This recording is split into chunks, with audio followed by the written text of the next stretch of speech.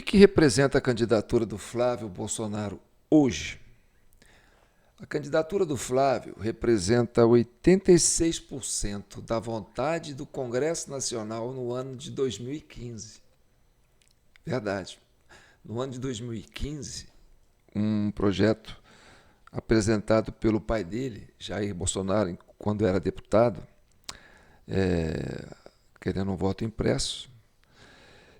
Aí foi para votação, 443 deputados votaram a favor, 7 contra, 2 abstenções e o presidente na época que não votava. Então, desses 443, que é um quórum de 513, representa 86% dos parlamentares que compunham o Congresso em 2015. E todos eles eram a favor do voto impresso. Por que eles eram a favor? Porque eles tinham a concepção de que o PT monopolizou, de uma certa forma, o sistema, que era difícil fazer uma auditoria para saber como que o PT ganhava as eleições. Então o PT ganhou 2 eleições em 2009, já teve uma votação para voto impresso, foi derrubada. Depois, em 2014, teve outra, e essa de 2015. Em 2020 e 2021 teve outra, e todas derrubadas, primeiro pela Justiça Eleitoral, pelo STF, e aí aquele dilema que começou a contaminar uma parte da população brasileira, que falou assim: a gente tem que se livrar desse regime. E nós estamos reféns desse regime. Essa concepção que criou a figura do Jair Bolsonaro, que apareceu como uma espécie de resistência a esse regime. Eu falo isso porque, por exemplo, o Lula está com 80, vai fazer 80 anos, né? 80 anos. E está aí até hoje. Por exemplo, Fidel Castro só deixou o poder, né, depois que teve um câncer. Né? O irmão dele governou até 89 anos. Depois passou, porque ele já estava velho demais. E o Lula está aí até hoje, entendeu? Lá o Chaves governou também uma eternidade, né? E depois saiu para cuidar de um câncer e morreu, porque senão estava aí até hoje. E entrou o Maduro e também estava lá. Se não tirasse ele lá, se os Estados Unidos não fosse lá tirar ele, não saía, não. Então, dessa turma do Foro de São Paulo, né, que foi a expansão do socialismo na América Latina, a liderança de época daquela era que está aí até hoje é o Lula, né? E a população tem essa ideia, fala: não, gente, chega, não dá mais não. Nossa, 5 mandatos com Lula, mais 6, Lula vai chegar com 80 anos, 84 anos. Aí o pessoal entende, é um regime que a gente precisa se livrar dele. Então o Flávio Bolsonaro, não é porque ele está no PL, que o PL hoje é o 7º partido maior do Brasil. Dos que estão com mais de 1 milhão de filiados, né? O PL está entre os 7 que tem mais de 1 milhão. O resto tem menos de 1 milhão. É o MDB, depois vem o PT, depois vem acho que é o PSDB, depois vem o PDT, depois vem o União, né? União. Aí vem eu só sei que está aqui, ó, tem a lista deles aqui, ó, com mais de 1 milhão, liderando o MDB, que é o único que passou de 2 milhões filiados. Depois vem o PT com 1 milhão, mais de 1 milhão, PSDB com mais de 1 milhão, o PP com mais de 1 milhão, depois o PDT com mais de 1 milhão, depois o União Brasil com mais de 1 milhão e depois o PL com mais de 1 milhão. Então, 1, 2, 3, 4, 5, 6, 7. Estes 7 partidos têm mais de 1 milhão de filiados. E o PL está aí com mais de 1 milhão, mas está em 7º lugar. Né? Depois vem o PSB com 630 mil. Depois o PSD do Kassab com 465 mil, e aí vai, né, definhando. Mas você olhar bem, o PL cresceu muito a partir da entrada, né, do Bolsonaro e essa força aí que o Flávio está dando agora para poder sair candidato pelo PL. Então, a força do PL, que está colocando o Flávio como o candidato, que representa aquela matriz de 2015, né, que era um anseio popular, que não, a gente tem que sair desse sistema, né, de voto que está aí e tal. Então, 86% dos deputados votaram pelo voto impresso. Mas quem derrubava era sempre o STF, né? E hoje o STF está aí, é o problema, né? Continua sendo o problema. Então, diferentemente de todos os candidatos, você coloca aí Ratinho, Caiado, João Leite, sei lá quem mais. O Flávio representa o anseio que começou naquele ano de 2013, contaminou 2015, explodiu em 2018, né? E em 2022 foi aquele trauma que aí veio o sistema e reprimiu essa parte da população que quer sair desse regime, que quer sair desse sistema. E aí, você fala assim, João, você está sendo otimista ou pessimista com tudo isso? Eu falei, olha, eu quero ser otimista, mas eu prefiro ser realista, tá certo? O desafio é muito grande. É muito grande para o Brasil, para essa população, para os brasileiros que querem sair dessa armadilha que foi construída. Que, na verdade, começou, né, em 2002, né, quando o próprio Valdemar da Costa Neto, né, que ele era presidente do PL, trouxe o Alencar, o Zé de Alencar, para o PL e aproximou, né, o empresariado do PT no Lula. Aí ele saiu de vice e aí o PT ganhou pela primeira vez. Aí depois a turma falou, opa, peraí, o negócio não é muito assim não, né? Vê aqueles escândalos de corrupção e tal. Depois aí o Zé Alencar sai do PL, funda o outro partido, o PL começa a atrofiar, muda de nome, né? Parece que passa Partido da República. E aí, mais recentemente, agora em 2021, Valdemar volta a um nome original, PL, e trazendo o Bolsonaro como candidato, né, à presidência. Então, quer dizer, Valdemar começou a fazer a merda, agora está querendo consertar a merda, porque na época juntou o PT com o PL para lançar o...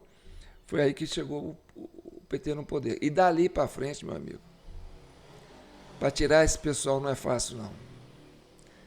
Aí você fala, João, mas nós temos agora um presidente do TSE, que é o Nunes, né? Cássio Nunes, que foi o Bolsonaro que pôs lá. Aí eu falo para vocês, gente, o Cássio Nunes foi colocado lá numa época que o Bolsonaro estava começando a administração dele, ele tinha como o seu, né, ministro da Casa Civil, o Ciro Gomes, né? o Ciro Nogueira, né? E o Ciro Nogueira está aí, você está vendo o que é o Ciro Nogueira, né? Ali ele já estava costurando já essa aliança aí com esse pessoal. Então, nós não temos uma expectativa muito grande, né, no Nunes para representar esse anseio dessa população que quer ficar livre desse regime, né? Pode se colocar como regime, né? E você tem o vice-presidente do TSE, que vai ser o André Mendonça, né? E eu falo, o André Mendonça, eu quero ser otimista, eu quero acreditar no André Mendonça. Mas o André Mendonça, eu acho que ele não está mostrando força, sabe? Por exemplo, aquelas imagens do enforcamento do sicário, né? Lá na carceragem, essas imagens não aparecendo, mostra o tamanho da fragilidade do André Mendonça dentro desse contexto, porque o André Mendonça mandou prender o sicário.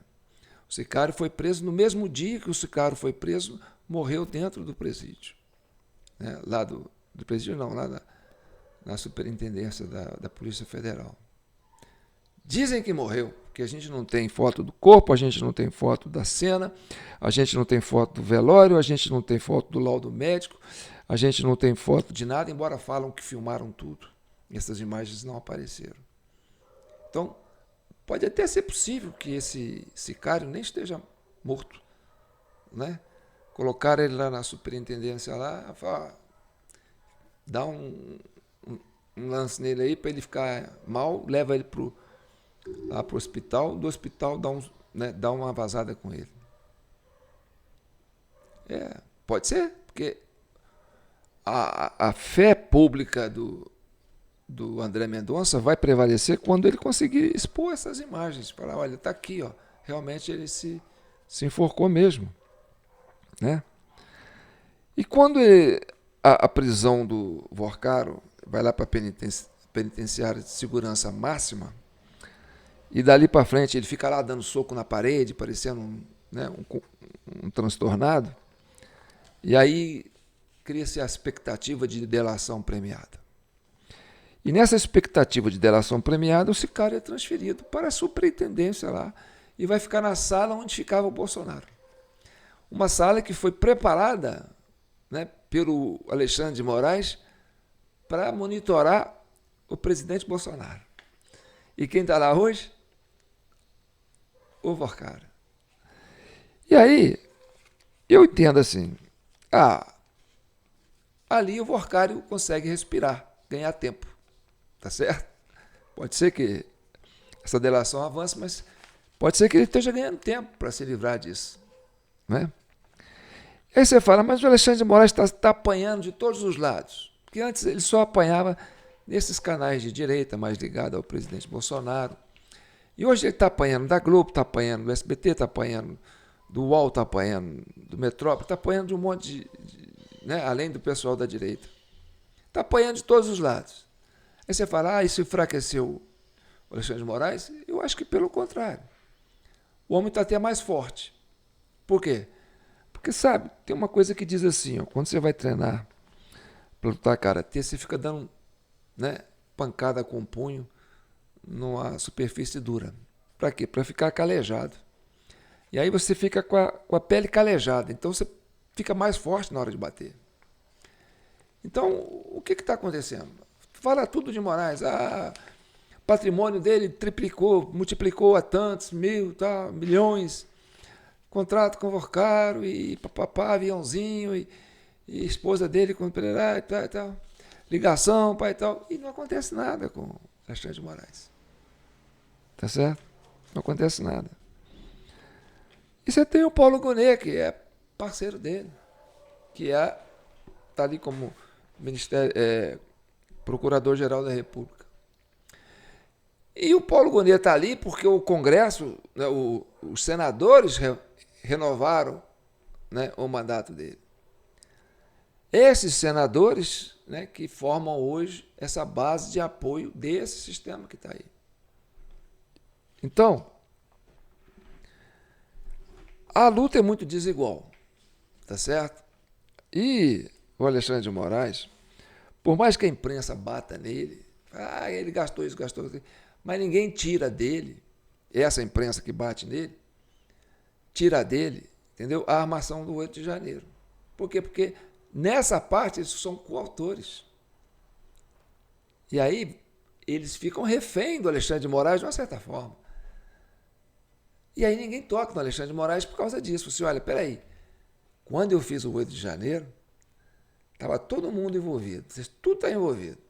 Você pode me bater? Pode me bater, mas não vai fazer nada. Por quê? Porque senão eu vou desmascarar todo mundo, vai todo mundo pro rolo. E aí nos restam as eleições. E aí você fala, e aí, João, como é que nós vamos fazer as eleições e tal? E o PL vai, e o Flávio? Eu digo, o Flávio representa o anseio de 86% da base parlamentar de 2015. 86% do Congresso queria ficar livre desse regime.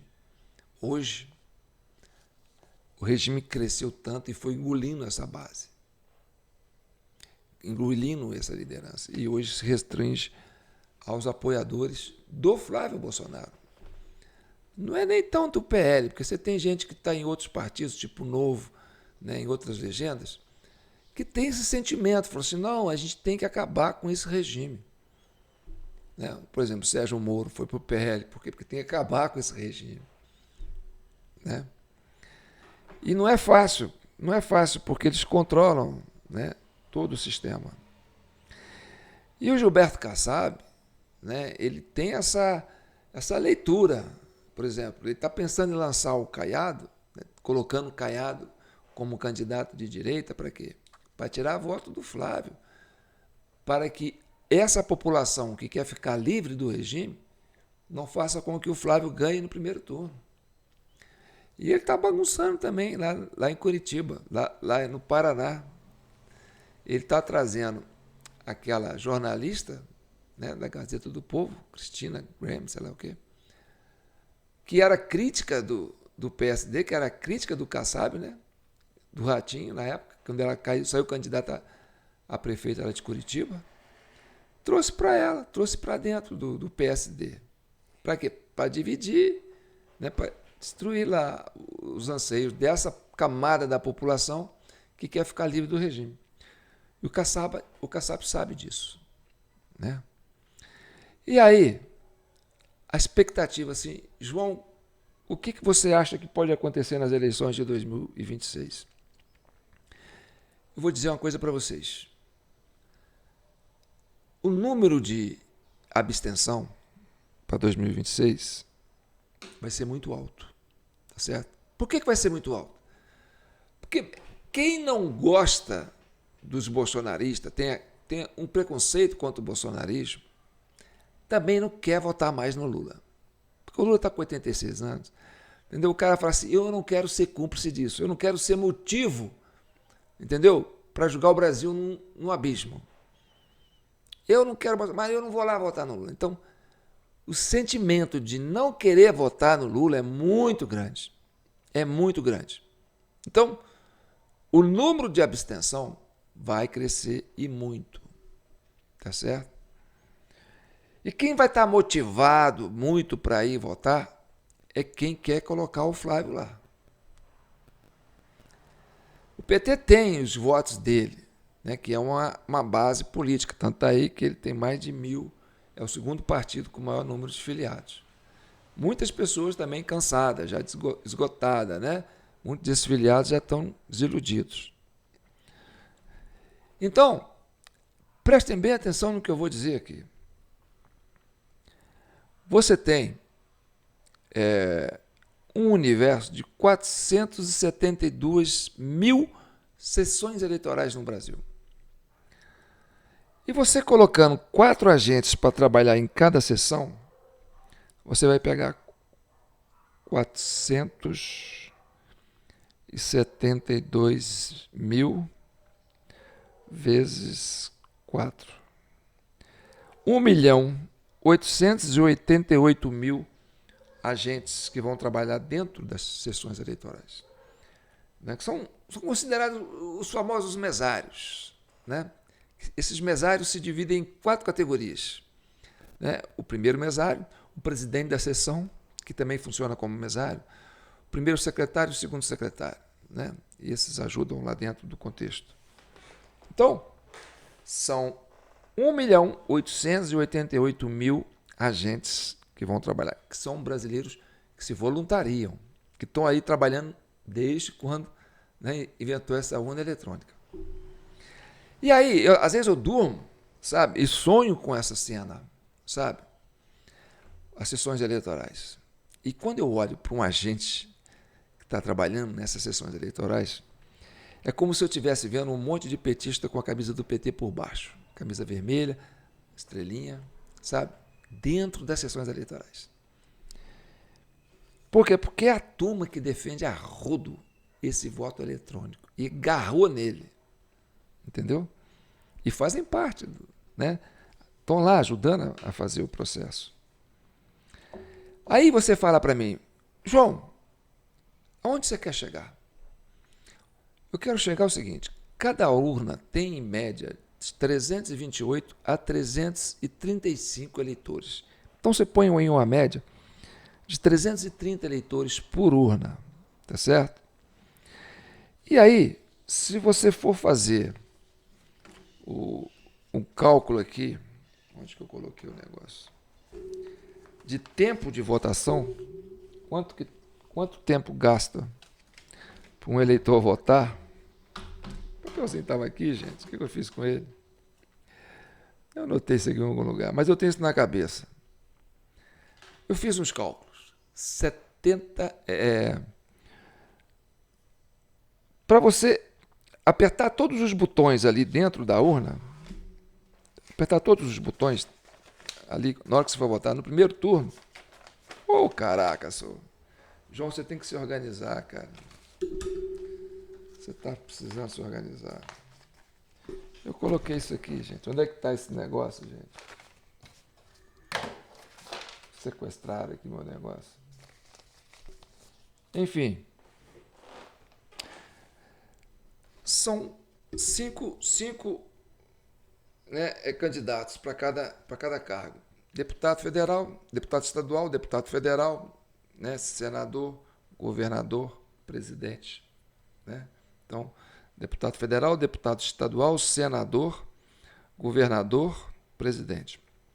E para senador você tem mais 2 vagas. Então você vota para um senador, vota para outro senador, mas você vota para deputado 1, deputado 2, 2 senadores, um governador e um presidente. Então são 6 números que você vai digitar ali, que você vai decorar, né?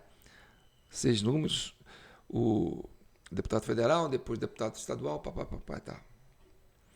Você não gasta 1 minuto para digitar aquilo lá, você gasta alguns segundos, perto de 47 segundos para digitar todos eles, no máximo 50 segundos. E aí você tem um tempo, né, muito limitado, é rapidinho, você entra, enquanto você está votando, já tem um outro ali sendo confrontado ali pelo mesário, né, procurando o título dele e tal, né, e vendo a biometria, se serve. E aí o outro acabou de votar, liberou para você entra. Então é rápido. É rápido. Não é necessário nem de ter fila. Muitas vezes acaba tendo fila. Então, se você tem 330 em média de eleitores por urna, e você vai ter uma abstenção muito significativa, né? Aí o tempo fica em 5 horas, dá para fazer tudo. Agora tem um detalhe que eu anotei aqui, que eu acho importante vocês prestarem atenção. Olha aqui, isso agora recente. Cerca de 19,2 milhões de eleitores brasileiros ainda não possuem cadastro biométrico na Justiça Eleitoral. Esse número corresponde a aproximadamente 12,34% do total de eleitores nacional. 12,34% de eleitores. É uma parcela significativa. Então, você fala, eles não vão votar porque não tem biometria? Vão votar, né? Eleitores que ainda não cadastraram as digitais, mas estão com o título em situação regular, podem votar normalmente apresentando um documento oficial com foto. Então, é aquilo que eu falei para vocês. A biometria ela não é garantida, porque você não tem todo mundo com biometria. 12%, mais de quase 20 milhões de eleitores não têm biometria. E eles vão votar. E aí você pergunta, então para que biometria, João? A biometria serve para quê? Para falar que o voto é mais seguro, porque cada um só tem uma digital. Sim, mas é aquele que não tem digital, porque não registrou a digital dele.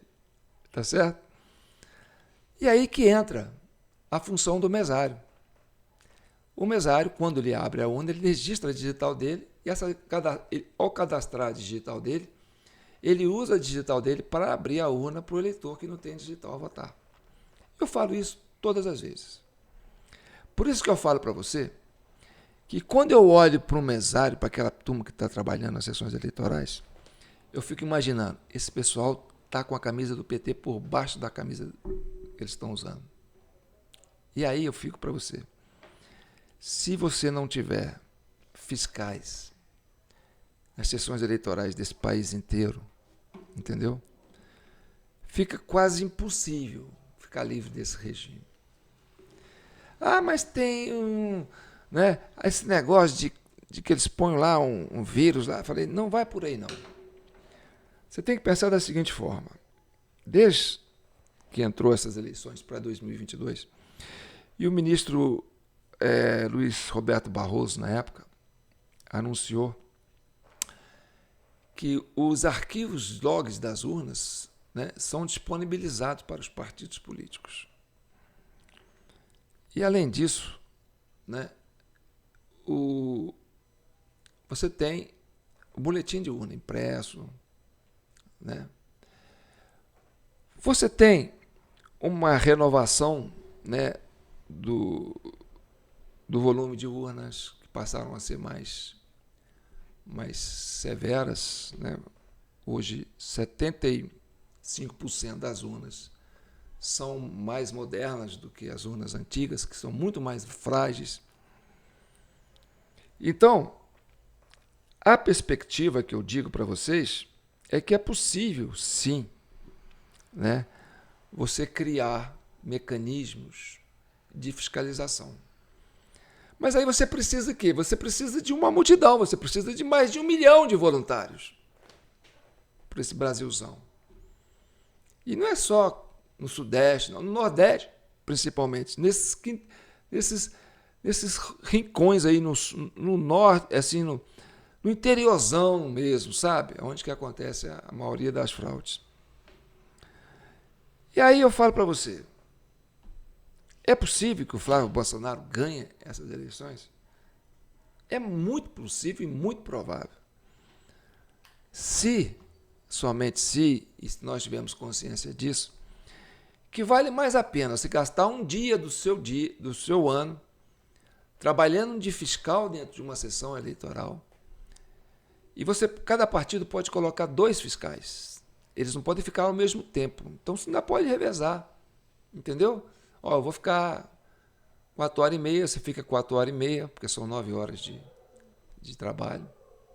Né? E nós vamos treinar esses fiscais partidários.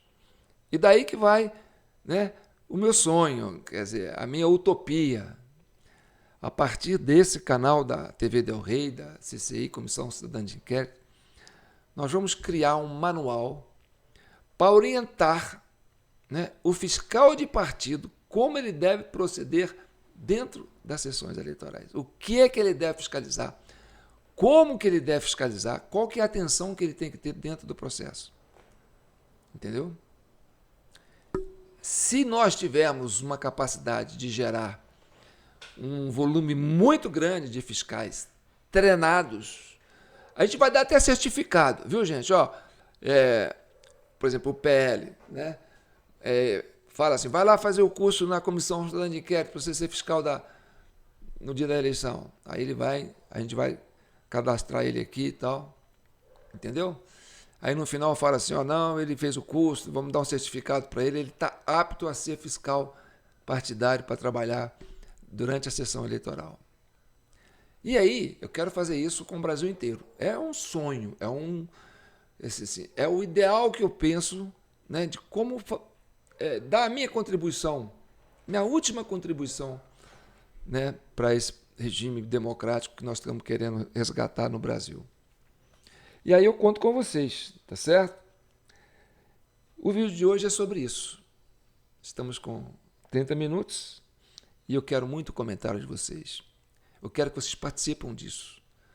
Eu quero que vocês se envolvam nisso. Eu quero que vocês acreditem nisso com todas as forças que vocês têm. É possível. É possível. Uma boa parte dos brasileiros passaram horas na frente dos quartéis esperando o quê? Resgatar uma democracia. Ficaram fazendo manifestações nas ruas durante vários dias, né? Depois resistindo vários comícios lá na Avenida Paulista, Rio de Janeiro, Belo Horizonte, né? Pedindo o quê? Pedindo liberdade, salvar o Brasil, salvar a democracia brasileira, salvar as instituições. Então, se você já fez esse sacrifício o ano inteiro e vem fazendo, né, doando Pix aqui para nós, para a gente continuar fazendo esse trabalho, agora é a hora de arregaçar as mangas e começar a pensar nesse projeto, de preparar uma legião de fiscais, entendeu? Não só do PL, do Novo, de qualquer partido, de qualquer pessoa que queira garantir que a lesura da eleição aconteça de forma justa. E nós vamos orientar um por um, né? Nós vamos fazer módulos, vamos gravar vídeos, vamos fazer gráficos, vamos fazer relatórios, que vai ensinar, vai educar o olhar desse brasileiro que fala assim, não, nós vamos resolver esse negócio agora. Agora chegou a hora da gente resolver isso. Porque não é só para presidente que você tem que fiscalizar. Você tem que fiscalizar para senador também. Né? Tem o governador e tem senador. São 2 senadores. Cada senador são 3 números. E você vai bater de frente com aquele mesário que está com a digital cadastrada, que vai abrir a urna para muitos eleitores que não têm biometria. E se você piscar o olho, esse mesário, sei lá. Você entende o que eu estou falando? Pois é. Então, vamos todos pensar nessa possibilidade. Né? Meus seguidores, vocês que me acompanham, não abram mão desse projeto. Eu acho que é a única e melhor alternativa que nós temos hoje. O Flávio ganha essa eleição sem sair de casa. Se ele ficar em casa, não falando nada, ele ganha essa eleição. Entendeu? Ah, mas tem que juntar as forças do PL, essas forças partidárias. O Flávio tem que se sintonizar com essa camada da população, que ela é enorme, ela é mais de 50%. É ela que quer isso, quer tirar o Brasil desse regime. E vê em você, Flávio, né, a chave para esse caminho. Ponto. Esse é o projeto político. Essa é a plataforma de governo. Essa é a plataforma política. Salvar o Brasil desse regime. E aí a população tem que fazer o quê? Apostar na eleição, no regime. Quer dizer, na estrutura de fiscalização para que aconteça o pleito da melhor maneira possível. Tá bom? Então tá bom. Conto com vocês? Posso contar? Comente aí nos comentários. Um abraço para vocês, gente. A gente já volta.